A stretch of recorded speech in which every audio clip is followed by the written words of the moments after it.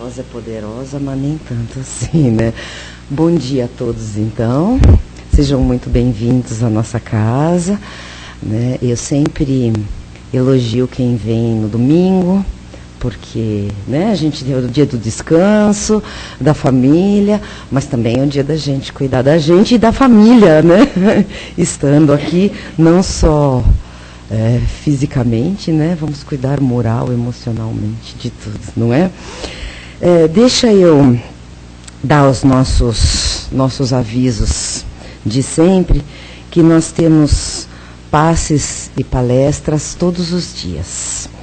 Às segundas, terças e quintas, às 20h. Aos sábados, às 15 horas. E aos domingos, né, às 10 que nós estamos aqui. E todos os dias, meia hora antes nós temos os plantões de atendimento. Então, quem precisar conversar, não é? Ter uma palavra, pedir um... não é nem conselho e nem orientação, porque nós que estamos no plantão também não estamos muito além de ninguém. Mas sempre é bom conversar, não é? E ter um direcionamento dentro da casa. Às sextas-feiras, eu até esqueci de falar para você, nós temos um trabalho muito especial, que não é um trabalho, digamos assim, espiritual, embora seja aqui dentro da casa. É um trabalho de orientação a dependentes químicos. É um trabalho mais psicológico do que espiritual. É uma conversa entre pessoas que fizeram um curso para isso, né? Pessoas que estão preparadas para uma troca de experiências também, uma orientação. Então, este trabalho é aberto. Quem quiser vir às sextas-feiras à noite é muito bem-vindo. Chama-se Grupo de Apoio a Dependentes Químicos e Familiares. E o nosso trabalho social. No segundo sábado de cada mês, nós fazemos a distribuição de 62 cestas básicas, que ajudam a mais de 300 pessoas. Então, qualquer doação em produtos não perecíveis é sempre bem-vinda. No momento, açúcar e café é o que nós estamos mais precisando. Mas o que cada um tiver em casa sobrando, né, é sempre bem-vindo. Essa que nós chamamos de campanha do quilo. E todos os sábados, nós temos distribuição de lanches aos moradores de rua, aqui perto da estação Carandiru, às 18h. Então, quem também... Aí todos estão convidados. Não precisa ser trabalhador da casa, nem nada. É um trabalho muito gratificante. Hoje a nossa palestra é sobre os prazeres da alma. E esse trabalho de doação... de amor, de doação, de caridade, de doação, de um olhar, né, amoroso a quem, né, normalmente não recebe, é um trabalho bastante gratificante. Eu sempre digo que quanto mais a gente doa, mais a gente recebe. E neste momento, é um momento em que a gente volta bastante refeito, né, para casa. Tragam, eu não sei se filhos pequenos seria indicado, mas filhos maiorzinhos é sempre bem-vindo. E o convite especial que nós temos hoje é para a nossa noite de pizza e bingo, que vai ser no dia 3 de dezembro, é final de semana que vem já, né? No Acre Clube, aqui embaixo, que eu acho que todo mundo sabe onde é, mas quem não souber, é só conversar com a gente, né? É um trabalho que nós fazemos junto com a confraria, e que neste final de semana, a Confraria Vitória Régia, e que desta vez em especial, é para compra de aparelhos ortopédicos, para uma pessoa que está bastante necessitada da confraria.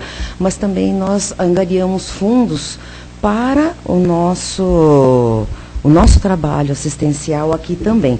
O convite sai R$ 45 e você tem direito a algumas cartelas do bingo, 14 tipos de pizza salgadas, 4 tipos doce, água e refrigerante, tudo incluso nesse convite. E hoje eu cheguei comentando isso. É um momento de distração, um momento de alegria, de confraternização, bastante saudável. O motivo pelo qual cada um está lá é sempre um motivo elevado. E não tem bebida alcoólica, bastante familiar. E nós precisamos muito, nesses eventos, né, da presença. Não é só da compra do convite, é da presença de cada um. Tá bem? Então, neste momento, vamos nos recolhendo. Quem se sentir à vontade para cerrar os olhos, para estar mais próximo do nosso mestre. Vamos deixando lá do lado de fora nossas preocupações, né, as nossas desavenças. Vamos sentindo a energia gostosa que o Mestre Jesus derrama sobre esta casa abençoada e vamos humildemente nos colocando em frente a Ele, de joelhos em pensamento, e vamos nos dirigindo ao nosso Mestre Jesus. Obrigada, Senhor, por mais esta bendita oportunidade de podermos estar aqui, neste momento, mais uma vez, reunidos em Seu nome. Abençoe-nos, Senhor. Abençoe a espiritualidade maior, que aqui, dia muito presente, já vem preparando este ambiente, lendo as nossas necessidades e nos fortalecendo em tudo que necessitamos. Dai-nos, Senhor, desta forma, a permissão para dar por iniciada mais esta tarefa do dia de hoje. Hoje, então, nós temos a presença do nosso amigo Serginho, que vai falar para a gente sobre os prazeres da alma. Não é isso? Então, muito bem-vindo. Não dá para baixar. Vou tirar só o quadro. Eu só como apresentador para ajudar Se quiser tirar só o quadro por mim. Será que dá? Dá, né? Dá. Lembra aquela vez que você teve que traduzir? Vai ser melhor agora, né?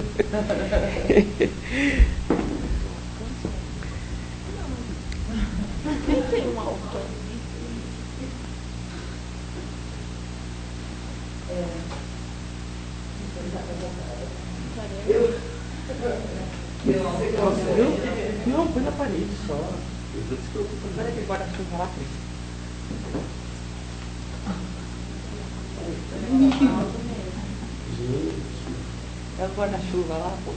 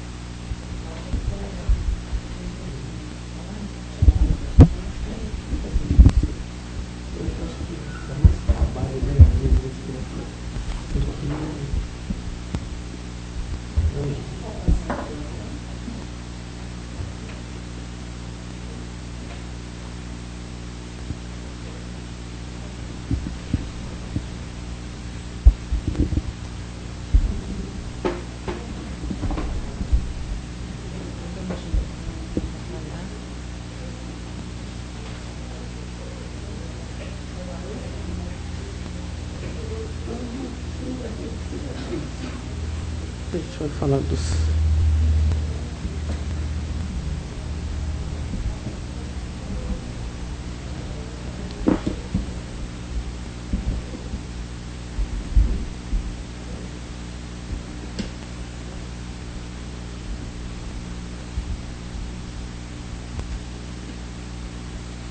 Cabe tudo aqui mesmo, né? Uma mesinha boa, né?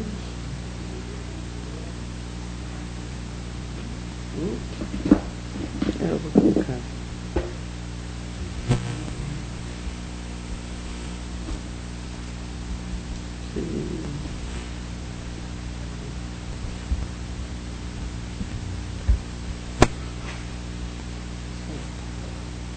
Bom dia, gente.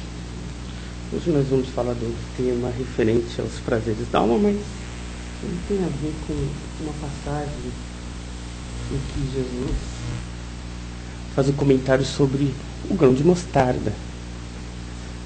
Ou seja, aquela capacidade inata que todo ser humano tem e traz dentro de si e que poucas vezes utiliza. Pouquíssimas vezes sabe que tem dentro de si capacidades além da que desconfia. E aí a fé, as próprias leituras evangélicas, as próprias discussões espíritas, o próprio livro dos espíritos, se a gente abrir lá o livro dos espíritos, nós vamos ver vários comentários dos espíritos falando com relação ao ser humano, das suas capacidades inatas e muito mal aproveitadas. Emmanuel, numa passagem interessante, comenta a seguinte coisa: ele diz que se o ser humano desconfiasse, não que ele soubesse, mas se ele desconfiasse da sua capacidade interior, ele iria muito, mas muito mais longe do que sequer se imagina. Então, o que nós vemos lendo essas passagens e vendo as questões espirituais do ser humano, nós percebemos que nós, seres humanos, nos limitamos.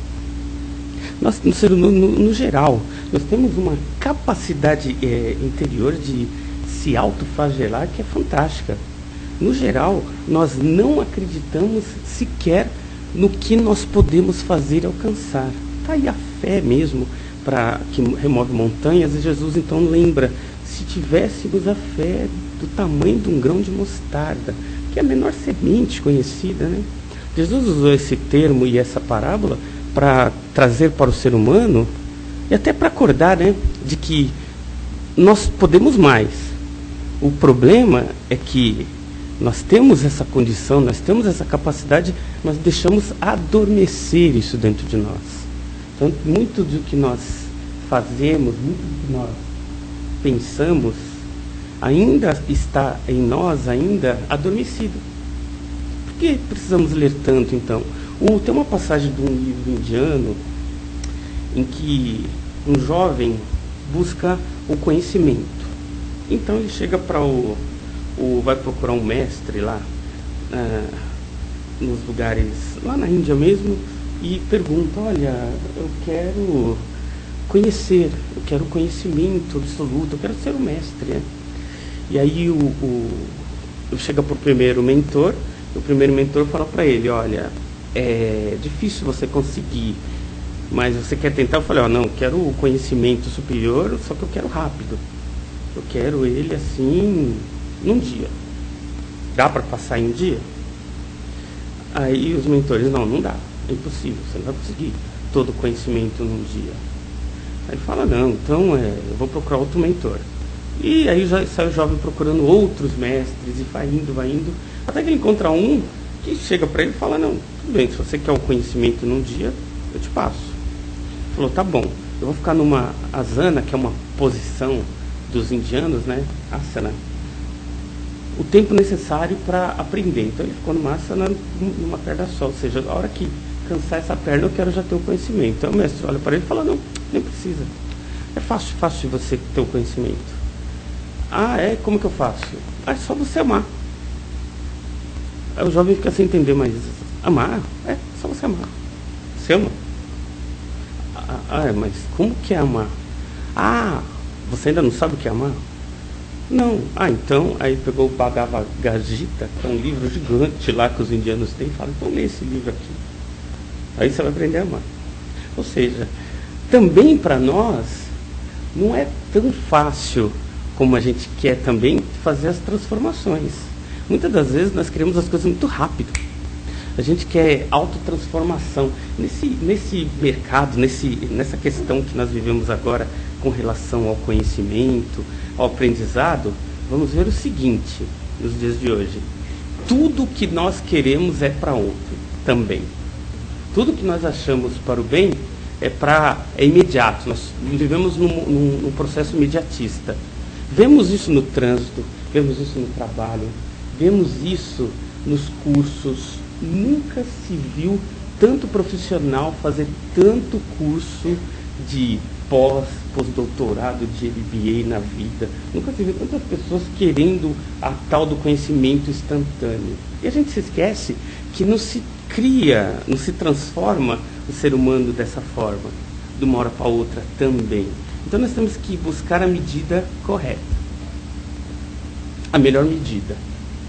Ou seja, nós conseguirmos atingir o objetivo, chegar no ponto em que nos interessa. Esse seria o ponto ideal.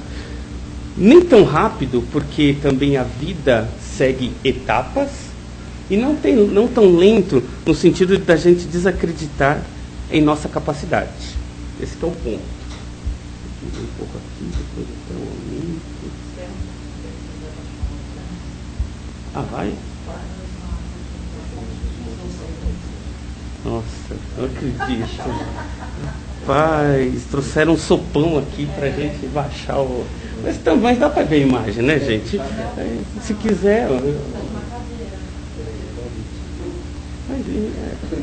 Eu e minhas manias de querer também fazer uma palestra, ficar apresentando tudo também.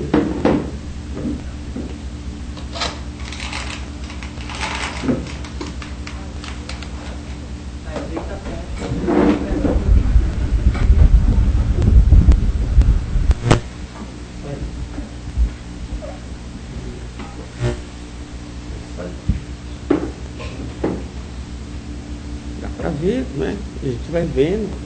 Vamos então aí o grão de mostarda que a gente está comentando e as suas dificuldades e as nossas necessidades. Primeiro ponto, não vamos entrar em tantos detalhes do conhecimento humano, nós vamos perceber o seguinte: grande parte de nós dá mais valor para os problemas que acontecem na vida do que das coisas boas que nós temos.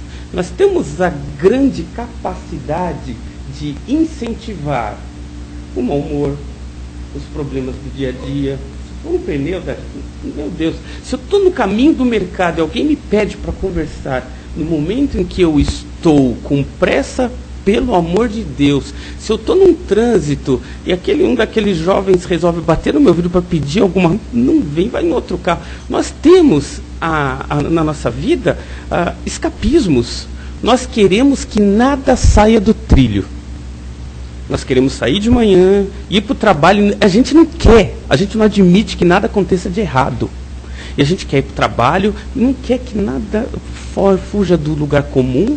E a gente volta do trabalho, a gente vai fazer nossas coisas do dia a dia, e nós achamos que estamos vivendo bem. Vamos pôr a mão na consciência. O que é a vida? Qual o grande objetivo de estarmos aqui?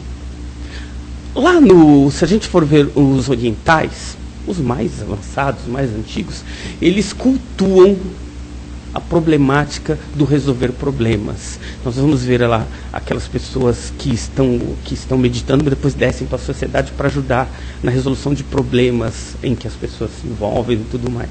O que acontece? Eles já sabem que nós, como seres eternos, estamos aqui para crescer na resolução dos conflitos. Se não houver conflito, não há evolução. Esse é o grande problema. Citar um pouco do próprio Freud, porque aí nós não vamos fugir dessa premissa, porque é o seguinte: o que Freud falava? Uma das coisas que ele questionava, por Freud, toda mulher era histérica. Se não vamos entrar no processo, anos depois nós vamos perceber que Freud estava errado nesse quesito, porque todo mundo é meio histérico. Basta a gente sair aí por aí para fora, a gente vai ver esses absurdos, né? Todo mundo é meio louco. Só um adendo, né? Na USP, recentemente, foi feita uma pesquisa, porque eles queriam fazer um tratamento novo, um remédio novo. Aí pegaram várias pessoas para fazer uma pesquisa, para verificar como é que as pessoas... se era o grau de sanidade mental. Depois da pesquisa eles ficaram assustados. Descobriram de cada 10 pessoas, 7 têm problemas mentais. 7. Bom, aqui só tem uns 3 ou 4 bons aqui, né? Pela média, nós temos então que entender que, no geral, a maioria de nós tem problemas. E a gente guarda esses problemas, amarra lá os problemas dentro de nós, porque a gente não quer conflito. E o que gera conflito? A fuga deles. É verdade. Só para citar o próprio Freud, então, uma das teorias deles, e aí nesse ponto ele está correto, é que pessoas conflituosas têm sempre a tendência a ter problemas de movimento. Olha que interessante. Você viu pessoas que não conseguem parar quietas? Vou pegar o Livro dos Espíritos também para balizar essa teoria, viu? Os espíritos mais evoluídos são mais calmos.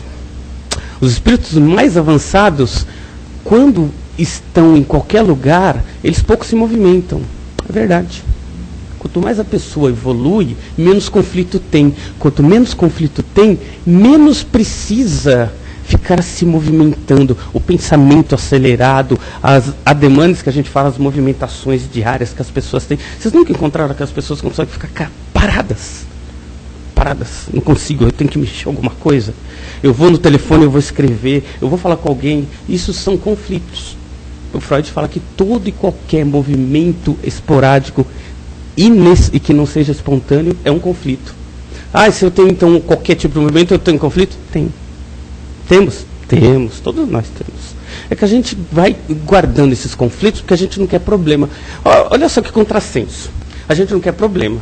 Então a gente, para não resolver o problema, a gente não quer resolver. Então a gente deixa ele lá guardado. Vira um conflito.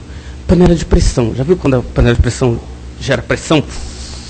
É o conflito. É a panela querendo soltar os gases, porque o feijão já chegou no ponto. O que acontece, nós estamos segurando os conflitos, porque a gente não quer problema. A gente não quer problema no caminho do trabalho para casa, com o patrão, com o filho, com o marido. Então a gente vai armazenando tudo. E esses conflitos aí vão querendo sair. Como eles não saem, o que sai são os efeitos dele. Então nós temos os problemas, começa com aquele problema dos próprios movimentos esporádicos. As pessoas têm lá aqueles movimentos que não sabem explicar muito, não conseguem ficar muito quietas, não conseguem ficar paradas sequer. E depois começam a transformar-se em doenças, primeiro psicológica. Então a pessoa começa a ter problemas psicológicos que ninguém consegue entender mais, não consegue começa a ficar com medo de sair na rua, começa a ficar com medo de pessoas, e aí também começa a entrar naqueles conflitos que geram do psiquismo para o corpo mental, o corpo material. E aí a pessoa começa a ter problemas na matéria mesmo, começa a sentir no corpo aquele conflito que ela não trabalhou lá no começo, que está ali. Não trabalhou. Vira o quê? Uma doença, muitas vezes grave. Ah, e onde está então esse conflito? Lá no inconsciente, guardado, preso, que a gente não quer tratar, porque a gente não quer problema. Olha só, geramos um problema maior. E aí começamos a ter vários outros problemas para resolver, porque a gente não quer resolver o problema principal. Causa, efeito. Tratamos o efeito. Ah, deu uma dor no braço, eu vou tratar do braço. Resolveu o problema? Não. Causa, está lá. Quando se fala, e o Kardec comenta isso no Livro dos Espíritos, e a gente tem que começar a tomar um certo cuidado com isso, é karma. Ah, minha vida tem problema porque é karma. O próprio Kardec comenta no Livro dos Espíritos, os Espíritos, aliás, que falam, o comentário do Kardec é balizado na própria resposta dos Espíritos, é que quando se vai de uma vida para outra, não se leva tanto problema. Leva lá 10, 20% do problema, porque nós somos humanos em processo de evolução. Então não se leva tanto problema para a gente achar que é karma. Grande parte dos problemas que nós temos nessa vida foram ocasionados nessa vida. A grande maioria dos problemas que nós temos hoje é causado por nós. Só para a gente ter uma noção do que se fala, é o seguinte, é como se a gente resolvesse lá nas Casas Bahia e começar a comprar um monte de coisa que a gente não tem em casa, e depois não consegue pagar. A televisão, guarda-roupa, armário, geladeira e tal. Eu compro um monte de coisa e aí o que acontece depois? Eu não vou ter dinheiro para pagar tudo. Começa a ter dor de cabeça, o pessoal começa a ligar em casa porque querem receber. Começa a ter um monte... Liga para o meu vizinho porque... Agora, hoje em dia a prática é essa, né? Se não consegue falar comigo, liga para quem está em volta, para ficar com vergonha. Então começa a ter um monte de problema porque eu resolvi comprar um monte de coisas para resolver um problema pessoal que é ter coisa em casa, digamos. Então, a grande maioria dos nossos problemas aqui são gerados por nós aqui. Então, nós temos que começar a pensar em nós como geradores de soluções e não de problemas. Então nós temos que começar a ver a vida como oportunidade. Cada vez que acontece alguma coisa que nos tira do caminho, nós não temos que ver com aquele aspecto, ai, de novo, tinha que acontecer comigo, oh meu Deus, o que eu fiz para merecer isso? Começar a evitar isso e começar a olhar as coisas que acontecem como oportunidade de crescimento. Olha a fé ali. Se nós não temos muita fé em nós, lá a mostardinha não está desabrochando, é porque a gente está querendo conforto e não os conflitos. Então quer dizer que viver em paz é preferir conflitos? Não é isso? Jesus falou, olha, eu vim para trazer a espada. Ou seja, Jesus quando disse essa frase, ele disse, eu vim para que o homem comece a refletir na sua vida. Acordar. Todo mundo quer um emprego para ganhar bem, para não ter problema o resto da vida. Todo mundo quer ganhar na cena acumulada. Todo mundo traz a semente do comodismo. Quando falamos todo mundo, nós, seres humanos, temos a tendência a ser cômodos. É normal isso. Todos nós queremos. Lutar contra isso é complicado, porque nós trazemos isso lá no nosso DNA. É antigo isso. A gente fugia dos dinossauros para não ter conflito com eles, porque eles eram maiores do que nós. Então a gente tinha que ficar escondidinho, numa boa, tentando viver bem, e a gente evitava conflitos. Então ficou gravado no nosso DNA. Quanto menos conflito, melhor eu vivo. E é verdade. Só que quando houver, a gente não pode ter a percepção de que é um problema, e sim uma oportunidade de crescer com ele. Esse é o ponto de vista, esse é o grande ponto. Nós estamos no mundo para evolução. Vida calma e tranquila é ótima, mas vai haver pontos de conflito. E quando houver, nós temos que ter a capacidade de resolvê-los. Está em nós. Não vai aparecer na nossa vida nada que a gente não consiga resolver. O criador do Reiki lá no Japão, quando ele ficou lá meditando, lá na montanha, deve ter vindo um espírito superior e falou, para você fazer isto, você tem que fazer o passe assim, assim, assado, tal. Ou seja, os orientais, diferente dos ocidentais, eles são muito simbólicos. Você pode ver que, se a gente pegar o Evangelho, nós vamos ver muita coisa com relação a números, né? Olha, 7 vezes 77, como Jesus falava. Jesus sabia que o homem era simbólico. Se não houver o símbolo, eles não criavam essa cultura de acreditar naquilo. Assim como no geral, então eles são simbólicos, os ocidentais não têm tantos, apesar de ter uma cultura meio esotérica criando símbolos aí, nós sabemos que na doutrina espírita se evita ao máximo criar simbolismo. Mas é uma cultura natural. Quando se fala, é necessário tomar um cuidado grande dentro da doutrina espírita que nos criar símbolo, é para a gente não ficar apegado a eles. Mas para os ocidentais é normal. Então o que acontece? Nós damos o passe aqui, eles dão o passe lá, só que lá eles vão chamar de Reiki, e tem vários símbolos lá. E cada símbolo tem uma forma de aplicação normal. Porque para o ocidental, aquilo ativa nele a crença de que aquilo vai funcionar melhor. Está tudo no ser humano, a sementinha está em nós. Se eu faço lá um símbolozinho lá do Reiki, e para mim aquela crença é tão forte que eu gero naquele símbolo, não o símbolo, hein? Eu gero naquilo a capacidade daquilo funcionar melhor. Então, para uma cultura que acredita, porque é histórico ter símbolo, aquilo funciona muito bem. Foi trazido para nós, a gente adotou, tudo bem? Mas então o passe espírita é diferente? Não, porque quando a gente acredita, a noção de passar, só tem uma palavra para isso. Lá como o cá, se não tiver amor, não vai funcionar nada. A mãe, quando abraça o filho porque ele está machucadinho, porque ele não está bem, está dando um passe de amor muito maior do que qualquer passe de reiki aí, muito maior do que qualquer passe espírita. Esquece tudo. Esquece isso. O poder está em nós. Nós damos poder ao que nós fazemos. Quando a gente não acredita nisso, nós deixamos de passar isso para fora. Então a gente tem que começar a acreditar mais em nós. Nós temos capacidades em nós adormecidas fantásticas. Nós precisamos começar a pôr isso para fora. Voltando ao homem do Reiki, então quando ele volta da montanha, desce e vê lá aquele Japão, as pessoas na rua, morando na rua lá, ele fala, puxa vida, eu preciso fazer alguma coisa também, apesar dele começar a divulgar o Reiki tal como uma forma de crença, ele também resolve entrar num problema social. E ele pega as pessoas que moram na rua e começam a criar um abrigo para as pessoas e começa a dar atividades para elas. para elas trabalharem e não depender da rua.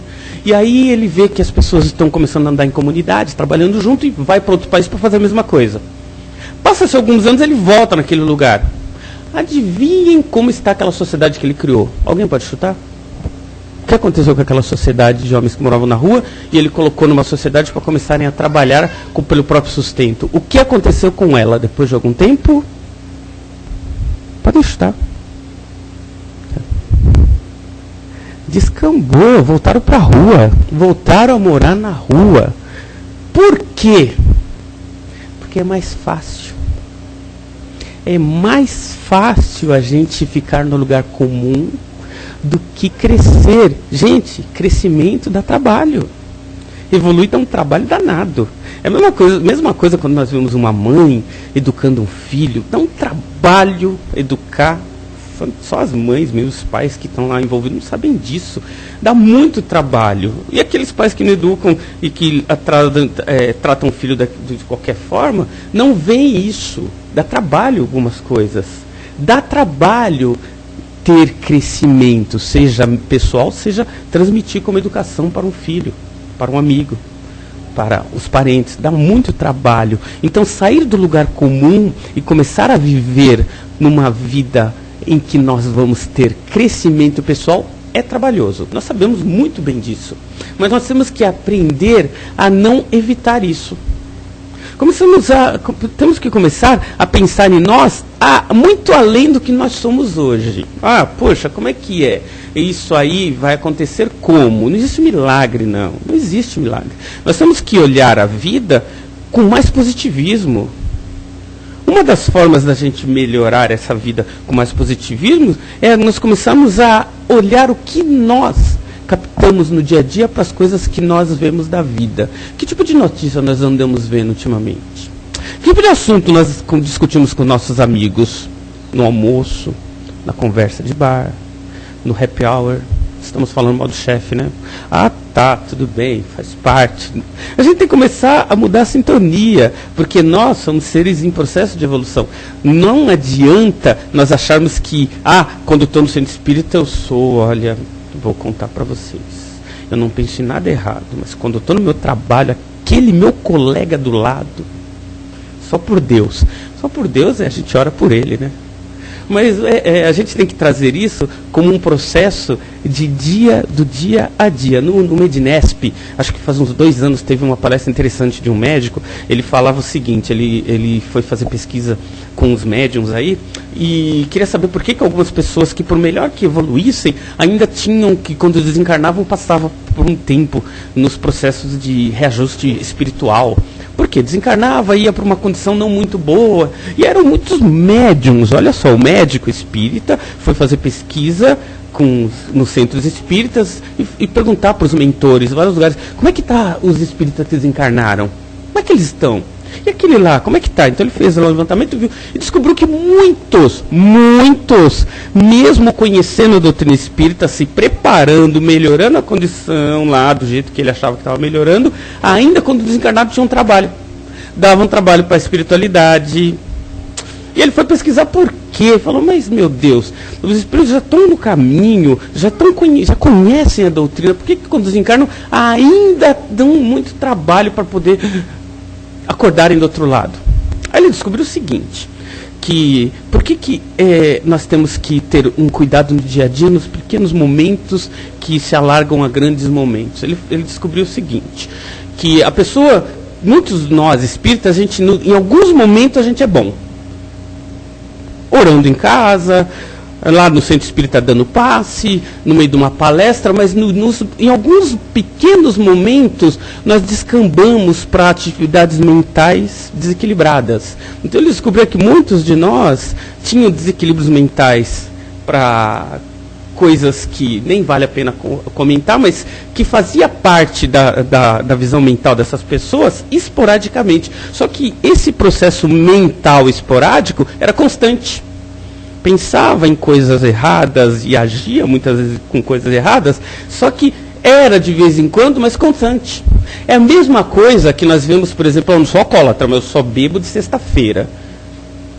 Tá bom então, né? Nós descobrimos hoje que o alcoólatra não é aquele que bebe com quantidade ou espontaneamente quando ele bebe até cair. O alcoólatra é aquele que às vezes passa muito tempo sem beber, mas quando bebe, ele não precisa cair. O alcoolismo é assim, nós não precisamos beber todo dia para ser alcoólatra, mas nos momentos em que a gente bebe. Então a gente é alcoólatra. Ah, mas eu não sou, não vamos.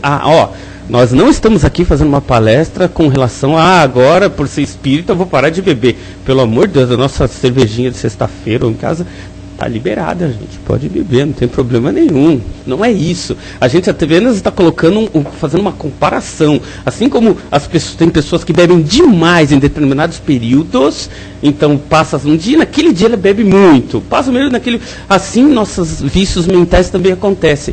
Passa um período e a gente, naqueles vícios mentais, a gente se atola. Passa um período e a gente se atola de novo naqueles vícios mentais. Cria em nós uma condição mental de desequilíbrio, a gente nem percebe. E essa condição mental nos acompanha até depois do desencarne, trazendo para nós dificuldades de até acordar, despertar do outro lado. Mas, poxa, eu fiz o bem, fui fazer caridade, pensei na... Sim, mas esses pontos distantes até, que sempre nos pegam, é que nos geram um desequilíbrio interior. Isso que nós vimos na Medinesp, que esse médico estava chamando a atenção. Olha, gente, essa coisa da gente ser bom, é muito bom sim, mas tomemos cuidado com aqueles períodos em que a gente menos percebe a nossa condição. Aqueles períodos em que a gente desembesta mesmo, e xinga mesmo, é que eu sou assim mesmo, e depois a gente volta a ser santo. Aí passa algum período, a gente estoura de novo, e volta a ser santo. Aí passa outro período... E aí nós vamos criando em nós o quê? Uma condição mental de desequilíbrio. Não é constante de todo dia, mas esporadicamente gera em nós desequilíbrio. Normal. Isso vai acontecer, mas nós temos que tomar cuidado com isso. Estamos no processo de aprendizado. Esta sementinha que faz parte de nós quando vai crescendo, ela tem que ser olhada. Nós somos espíritos despertando, processo de... Fazendo um comparativo, sempre falamos isso na palestra, apenas para a gente ter uma noção, o ser humano hoje na Terra equivale a um menino de 1 ano.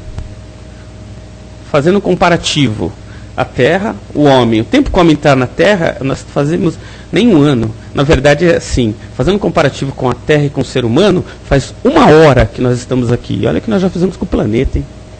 Faz 1 hora, comparativamente, que estamos... Espiritualmente falando, nós somos ainda crianças, no processo geral. Estamos ainda saindo, provavelmente entrando, né, na puberdade. Então, nós vemos isso porque o processo que envolve o mundo é de adolescência. Nós desregramos a natureza, temos comportamentos agressivos. Isso tem muito a ver com a imaturidade espiritual do nosso planeta. Isso é natural e acontece com a gente. Mas... isto mesmo assim, nós não temos, em algum momento, nós não então já que o mundo está assim, não tem o que fazer. Olha, nós estamos sempre atentos para a nossa atitude pessoal. Nós temos que olhar para nós, como nós estamos agindo. O mundo está um caos, e nós?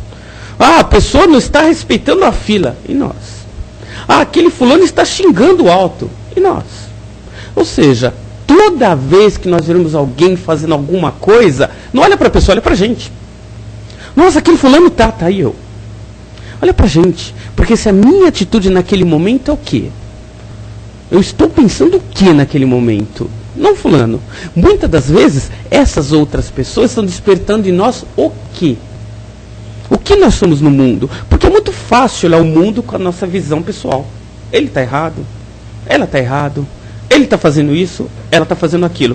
Vamos mudar o ponto de vista. Quando alguma coisa estiver acontecendo errado, o que eu estou pensando sobre isso? Eu, pessoa humana num processo de evolução. Como é que eu penso a respeito disso? Processo refletivo. Nós temos que pensar nisso, porque isso faz parte sim do crescimento. Aquela pessoa, aquele rapaz, aquela moça, aquele não sei quem que está fazendo alguma coisa, está fazendo e vai ter as consequências ou não do ato dele, mas e nós?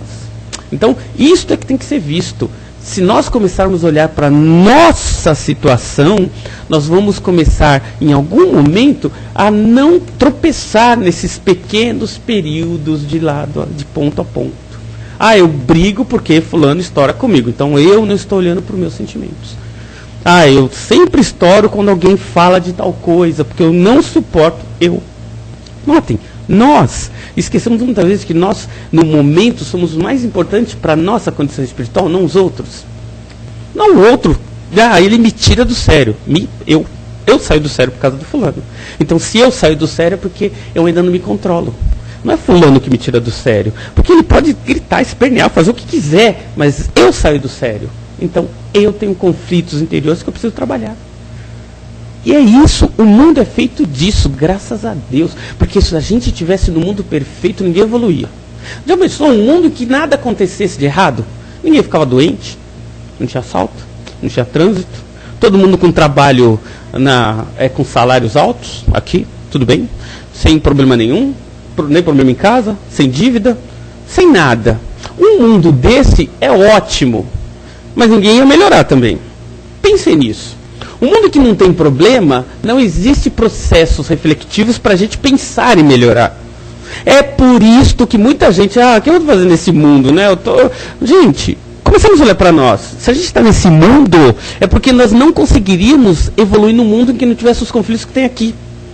Este mundo nós fazemos, aliás, parte deste mundo para criar em nós condições para a nossa sementinha interior despertar.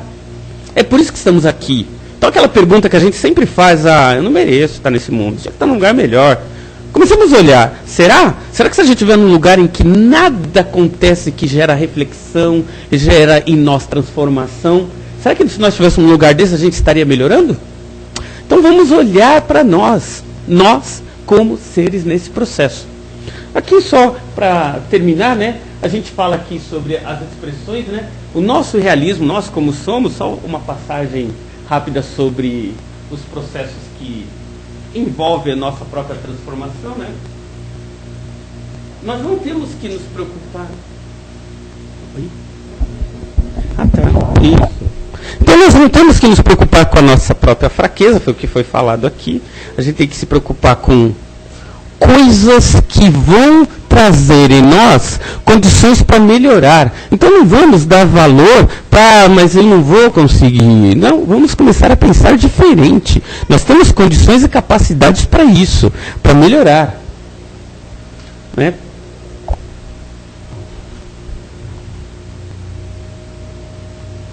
O que acontece muito quando nós damos valor demais para aquilo que não acontece de bom. Já notaram? Quando uma menininha foi empurrada dos pais lá, gente, aquela notícia repercutiu tantas vezes durante tantos anos, demos tanto valor para o ato em si, que deixamos de nos preocupar com coisas boas.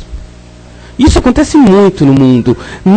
Nós temos que olhar o seguinte, não tem tanta notícia ruim acontecendo no mundo, só que as boas que acontecem não dão mercado, as pessoas não ouvem. As ruins são repetidas, repetidas e repetidas, muitas vezes. Então nós temos uma falsa percepção de que só está acontecendo coisas erradas. Então abramos a nossa consciência, hein? Vamos começar a olhar as coisas que estão acontecendo de bom no mundo. Se a gente começar a dar sempre ouvido para o mal, consciente ou inconscientemente, a gente vai achar que realmente está tudo perdido.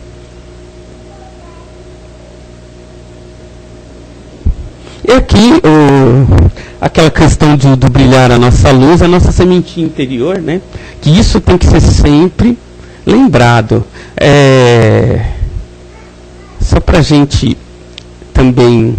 Isso aqui eu separei para a gente guardar para a semana, né? Achei interessante para hoje.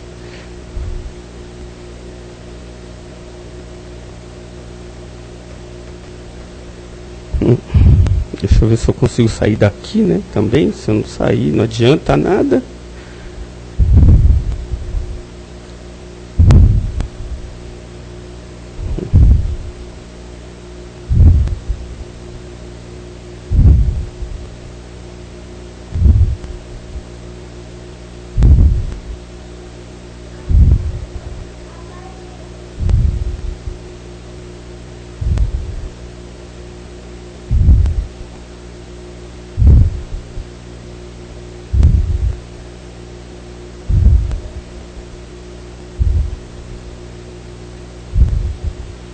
Isso aqui é para a gente lembrar como é que nós somos, né?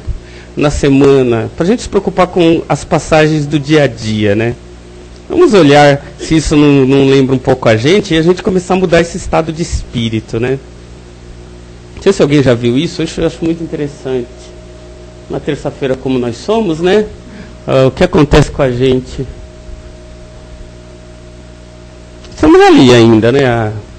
A quinta-feira, pelo amor de Deus, a semana não acaba. Sexta-feira, graças a Deus, né?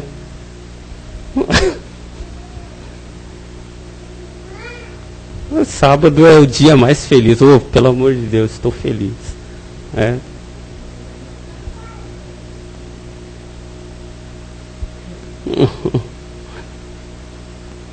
De manhã é uma maravilha, né? Domingo à noite a gente volta.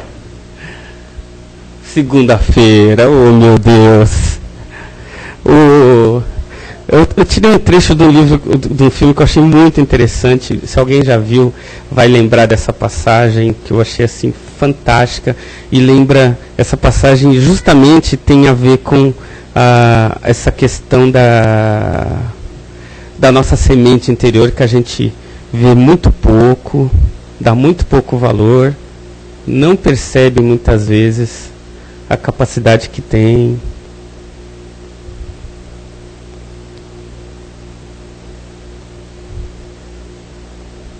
Né? Então prestem atenção, porque quem não viu é interessante, tá? Quem já viu é bom para relembrar, gente, faz parte, e é muito bom a gente ter essa noção.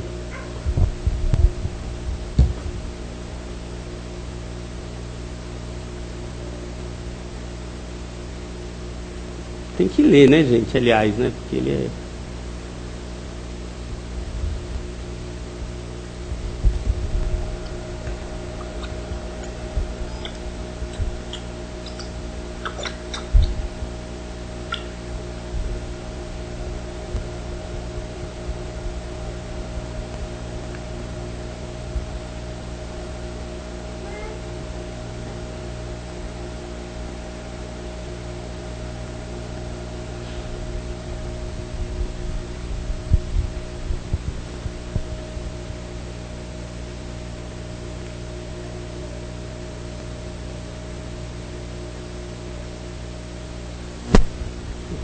Quem pegou?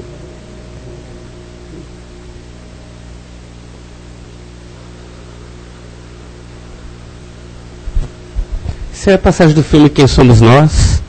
É uma passagem que fala justamente dessa nossa capacidade. Muita gente não sabe.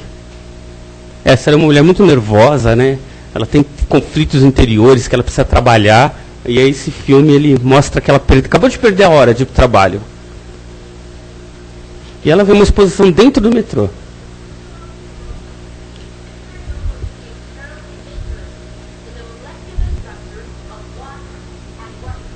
Ele está falando de uma pesquisa de um cientista japonês sobre a água e o pensamento refletido sobre a água. Que aconteceu é real, tá, gente? Realmente essa pesquisa é real. Existe.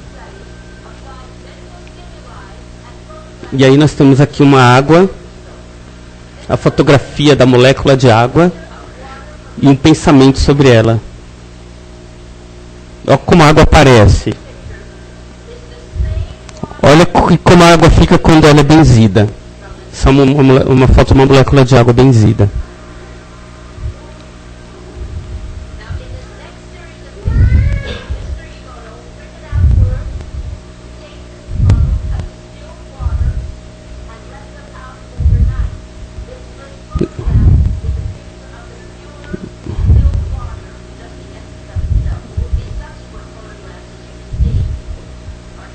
Esse é o X do amor que foi gravado na água. Olha como que ela ficou, a molécula.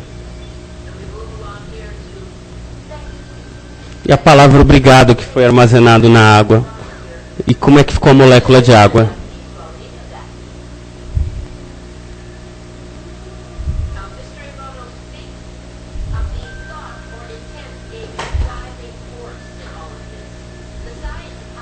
Esta molécula de água com a palavra eu te odeio.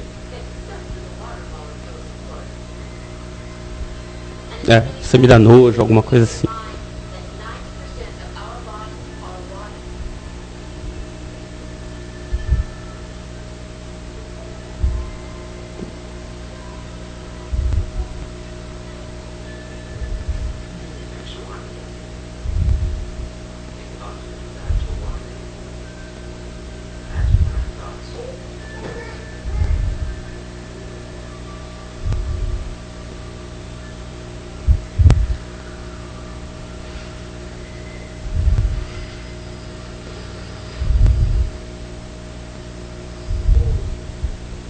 Essa que eu separei, que eu acho interessante, que é justamente uma parte que fala da... Essa pesquisa é uma pesquisa bem séria a respeito do pensamento sobre a água, né?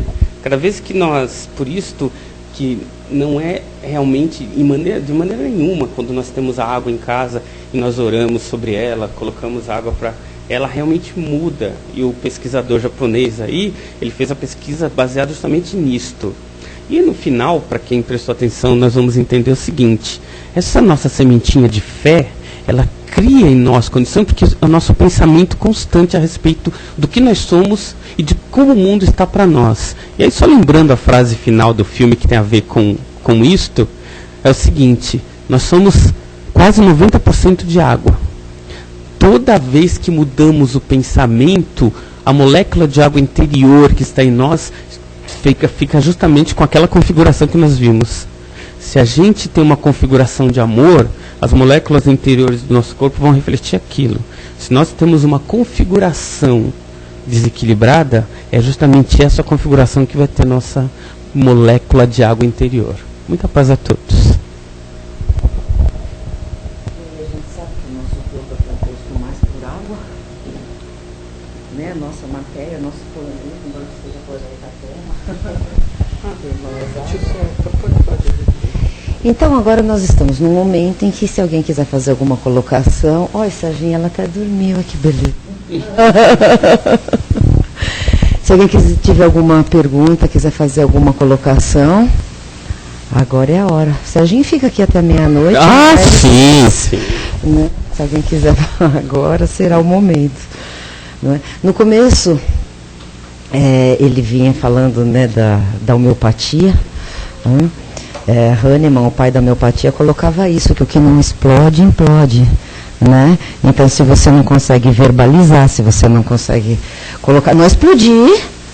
Não, no sentido da bomba, né? Explodir no sentido interior. Explodir no sentido de verbalizar, de colocar em prática, interioriza e aí vira panela de pressão. Não é, Sérgio? Isso mesmo. Alguém, Sandra? Não, tá. Aí. Bom dia.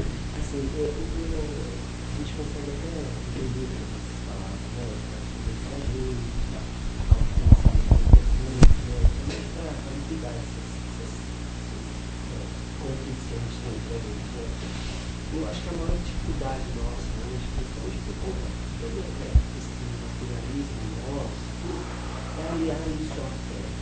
Né? Assim, o que é interessante é saber que Jesus plantou entre a gente, né? A semente que deu, a gente tem uma dificuldade imensa de cultivar, né? E por conta desse lado nosso, desses conflitos interiores, né?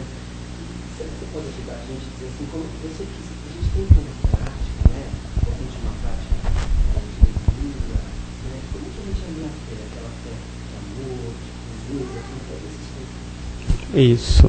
É porque é conflito. Opa, alô, som.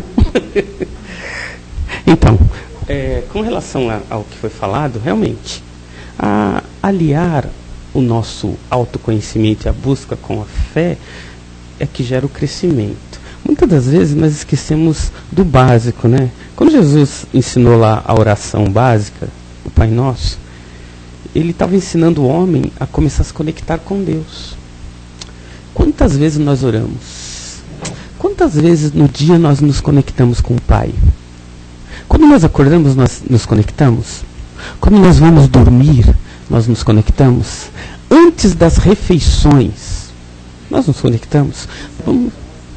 Quando sai de casa, nós temos, não precisa ser a oração, aquela, vou orar, não, é o pensamento no alto, aquele pensamento que transforma. Não vamos esquecer que tudo é energia. Toda vez que nós estamos orando, nós estamos gerando energia.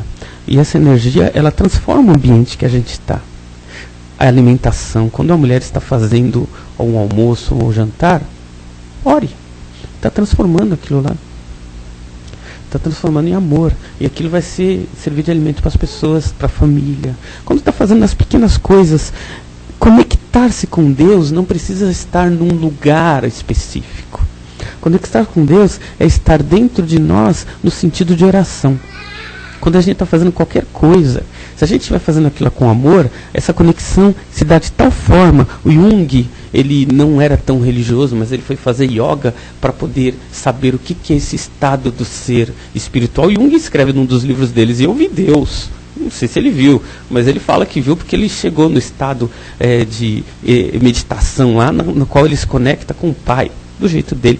Mas ele falava que quando existe esse processo de ligação com Deus, as coisas parecem que vão funcionando quase que automática na nossa vida, porque as coisas vão dando muito certo. Sincronicidade, Jung chamou. Sincronicidade é um processo no qual as coisas vão se conectando como se tudo fosse se ligando de forma corretinha. Essa é a ligação. Para a doutrina espírita, nós sabemos bem que também, junto a isto, nós temos que fazer o nosso dever de casa. Evangelho no lar. Abrir o evangelho ali, sim, na nossa casa, a pegar uma vez na semana, marcar um dia, um horário. Ah, mas o meu marido não quer. Faz assim. Ah, mas os meus filhos não querem. Façamos nós. Nós fazemos a nossa parte, façamos a nossa parte. Ou seja, aproveitar aquele momento em que a gente tem conosco mesmo para despertar em nós sentimento com o Pai. Porque a fé em si, ela só vai acontecer se a gente trabalhar em nós essa fé. Essa sementinha só desperta se a gente trabalhar em nós essa semente. Ela não vai vir de fora para dentro. A mesma coisa, nós, quando casados, a gente quer muito que o outro se modifique para a gente e amá-la. Ah, o casamento deu certo porque é ela. Ah, o casamento... Depende de nós. Se a gente aceitar a pessoa como ela é, se a gente olhar para a pessoa com amor, se a gente começar a olhar para a pessoa como um ser igual a nós, falhando muitas vezes, mas acertando outras vezes, vai despertando em nós um amor que a gente não tinha antes. Se a gente começar a olhar tudo com mais amor, nós vamos começar a ter uma conexão. Jung falava, sincronicidade melhor. Estar em momentos de sincronicidade é bom. Se a gente conseguir estender esse momento de ligação com o Pai, o máximo que a gente conseguir, nós vamos estar tão conectados que a vida vai fluir de uma forma tão boa que as coisas vão começar a dar muito certo. Não importa o que a gente faça. Esse estado é complicado a gente falar, porque é um estado de, então a gente tem que ficar orando todo momento. Não é isso. Viver no estado de conexão com o Pai é lembrar que estamos conectados com Ele por todo momento. A gente vai esquecer em alguns momentos, depois a gente, deixa eu me conectar de novo. É isso. É se conectar. Eu estou lá no trânsito, estou conectado com o Pai. Deixa eu andar aqui. Estou no meu trabalho, deixa eu me conectar com o Pai. É isso. E a gente esquece disso. Nós somos filhos do Eterno. Mas a gente se esquece. Então a gente passa a maior parte da vida desconectados. Ativar um pensamento, estou ligado com o Pai agora. Mas não é ligar, vou fazer uma oração de 15 minutos para me conectar. Não é isso. É saber. O fato de saber já nos conecta. Esse é o grande ponto. Muitas das vezes a gente tem que realmente, num lugar, vou lá no meu quarto e vou fazer uma conexão maior com o Pai. É um outro assunto. Mas viver no estado de conexão depende unicamente da gente.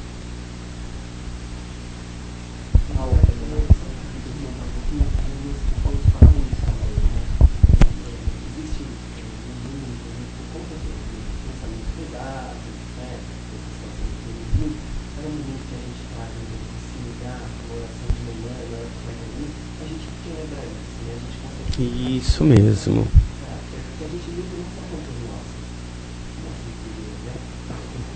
Com um monte.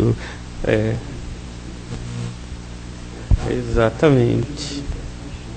Exato. É aquela armadura, né? Exatamente. Essa oração é aquela armadura que a gente veste antes de sair para a luta do dia a dia. Lembrando rapidinho o que o próprio André Luiz, numa passagem que ele fala, a pessoa tem um pensamento desequilibrado, ele sai. A pessoa está passando na rua, pegou na pessoa, porque ela não estava revestida da fé. Foi embora, levou. Acontece com a gente todo momento.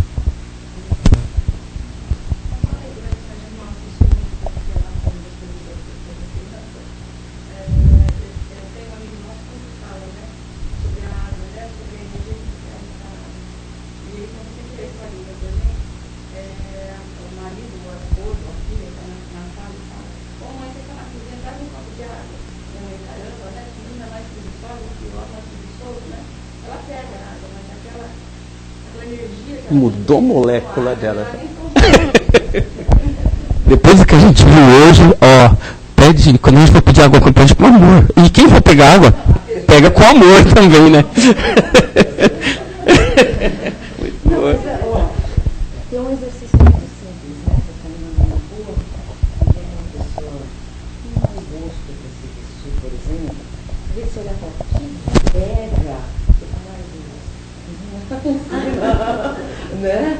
Ou você vê um mendigo, em vez de você sentir medo, ai, tá chegando perto, ou né, fala assim, ai, ela tá fedido, então, né, é nesses momentos que esse exercício mental de mudar o pensamento da sua reação.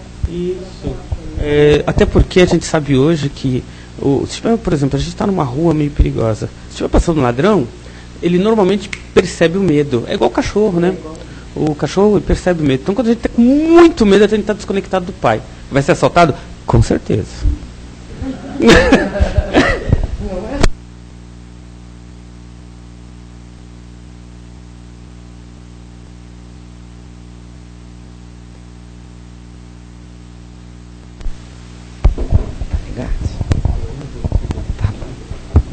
Quando for orando, ele vai desligando. Tá certo, funciona também, né? Então, o que a gente tem que, neste momento, é pensar em manter, né, tudo isso que a gente, de uma forma tranquila e bem-humorada, conseguiu assimilar, né? Não sair daqui, né, pôs o pé na rua, já esqueceu tudo, né? A primeira fechada de trânsito já está brigando, né? Primeiro o filho que vier pedir alguma coisa, aquela criança que mal criada na rua. Então, para isso, vamos nos concentrar novamente, elevar o nosso pensamento mais uma vez e vamos mentalizando o nosso Pai, nos dirigir a Ele novamente. E vamos tirar de dentro de nós, vamos deixar que o melhor sentimento que a gente tenha saia neste momento do nosso coração e que possa ser utilizado para minimizar as dores do mundo. Que possa, neste momento, envolver os nossos companheiros que estejam sentindo dores. Sejam dores físicas em leitos de hospitais, sejam dores morais, nas suas próprias casas, abandonados pelas ruas. Vamos vibrar por eles. Vamos vibrar por nossa juventude, em quem nosso futuro, o futuro do nosso planeta está nas mãos, a partir deste momento. Vamos vibrar pelos nossos companheiros que estão desencarnando neste momento, que estão passando para um outro plano, para que possam enxergar e receber a luz e ter esta tranquilidade necessária para este momento. Vamos vibrar pelos nossos companheiros que estão perdidos, que estão sofrendo, desencarnados, em locais também de aprendizado, de refazimento, de reflexão. Vamos vibrar pelos companheiros propostos a retornar à crosta terrestre, numa nova romagem de aprendizado, de reencarnação, que eles possam receber esta vibração e aqui chegar realmente conscientes da responsabilidade deste ato. Vamos vibrar por nossos lares, para que, ao lá chegarmos, encontremos a harmonia, o local tranquilo para o nosso refazimento. Vamos deixar uma vibração em branco para que a espiritualidade maior aqui presente possa utilizar no que for mais necessário. E vamos vibrar por esta casa abençoada, que nos acolhe com tanto carinho, pela espiritualidade maior aqui presente, que nos ampara e que nos refaz. E desta forma, então, Senhor Jesus, pedimos a permissão para dar por encerrado mais este trabalho do dia de hoje e que possamos, agora, refazendo nossas energias no passe, levá-las conosco integralmente e colocar em prática tudo que aqui aprendemos. Seja conosco, Senhor Jesus, agora e sempre, que assim seja, graças a Deus.